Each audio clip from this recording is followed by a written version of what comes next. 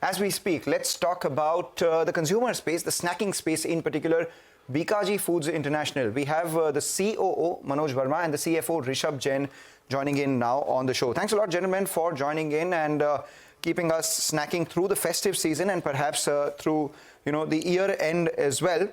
I have to first ask how the festive season itself has been, because, we did see a bunch of gift boxes come around from the house of Bikaji itself in the form of sweets, etc.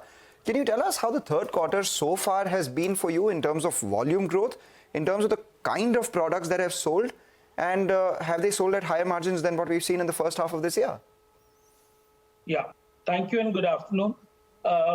See, it so happened that, if we talk about in terms of quarter, so there was a delayed Diwali, so hence, quarter two business shifted to quarter three.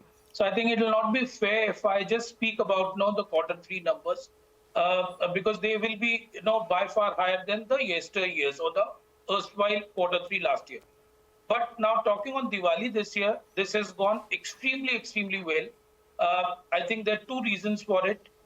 One is that our better preparedness, the aggressive plans what we had, the better alignment with the retailers, with the modern trade accounts. So therefore, making our fill rates and the right assortment available in the right place. So for us, Diwali was really nice. And the success of Diwali is also measured by that what is the kind of leftovers or returns you get to have, coming back from these retailers. So which is also, much lesser or almost negligible if we compare over last year's. So the first half of this year, you've done about 10.5% volume growth, closer to 10% revenue growth.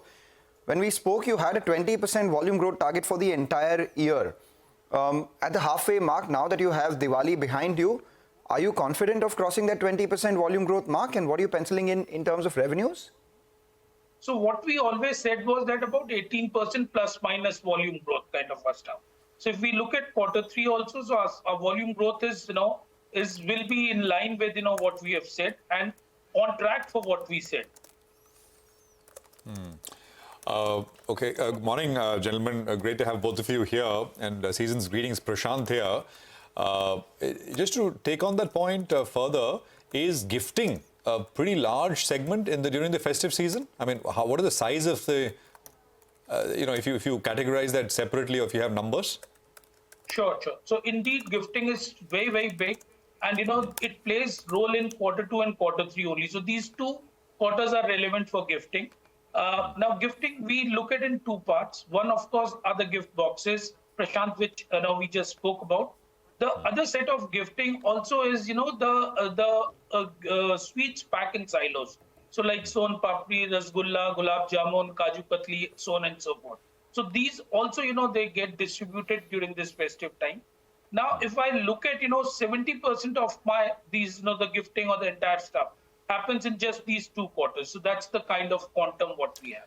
And when we say gifting, this is not just, we're talking about corporate gifting? I mean, sort of on an institutional level across? No. This is, see, corporate would be a very small part of it. I mean, we are very heavily present across general trade stores, who sells these gifting products, also in all the modern trade accounts. Corporate gifting, of course, is also an offshoot of, these guys buy from modern trade accounts. And also, we have certain contacts. I mean, people, come to us that, we want to give, these packs to our laborers, employees or whatsoever. And that also, but that's not as large, to be honest.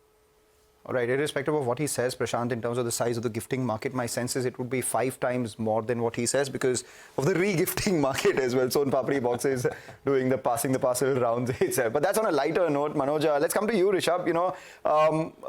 You did indicate that margins will expand. The first half is 14% with a strong volume uptick expected in the second half of this year. Where can we see margins head? How much are you passing on to people in terms of price cuts? What does that number look like by the end of this year?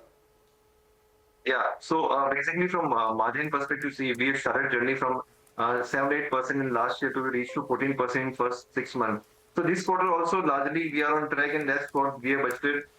So you will see in first quarter our ad cost is very minimal. In this Diwali season, our ad cost play a very incremental role. So largely we will be on track and we will be at the same level what we have done in first 6 months. close between 13 to 14%. That's the margin target what we're taking.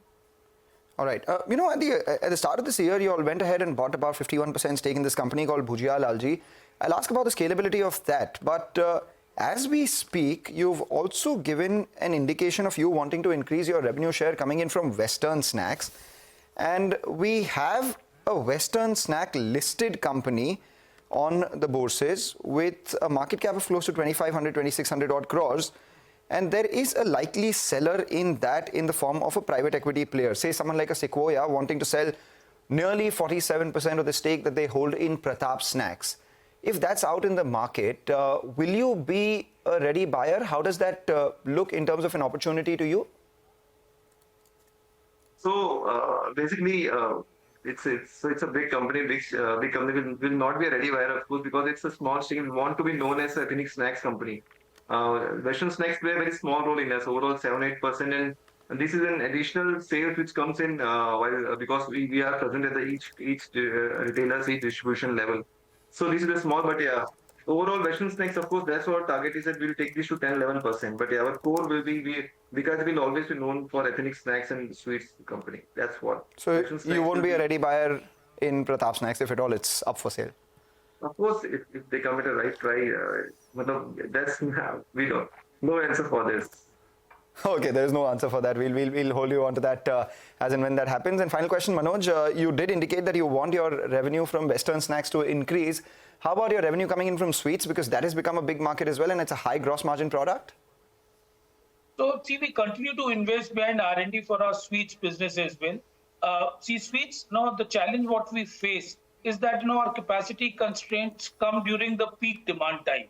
So that's what teams are working for. That how's that we can complement from back end as much demand what we have, and second is that how's that we can make round the year kind of stuff. So certainly you will see that the movement on the sweets will also be on, and we will be a double-digit growth on and on for this sweets category as well. Any projections that you'll have for the next year before we let you go? Next year is all I can say is that that the growth momentum what we have, we will continue to live up to that. Also, if you look at category, you look at industry, so there's a recovery which is now being seen. So, in fact, urban, which has grown at about 10.8% on our overall food category. And also there's a recovery in rural segment as well. So I think we have always been ahead of the category growth, which is what we'll continue to deliver. All right. Thanks a lot, gentlemen, for joining in and giving us an update on the demand environment right now and how the second half of this year is likely to pan out. Manoj, Rishabh, thank you for joining in. Wish you and your team a very happy new year. All the buyers and consumers. Thank you. All right. With that, take a short break, come back, focus on the markets continues. The markets itself and a lot of individual stocks.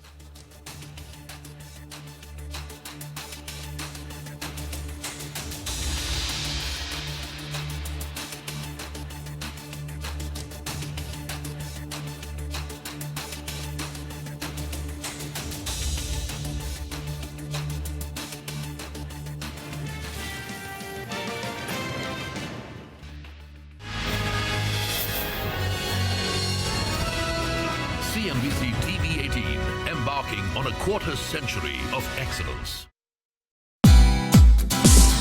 Hey, thank you for watching this on CNBC-TV18. Hope you liked it. For more such interesting news and updates, follow CNBC-TV18 on all the social media platforms.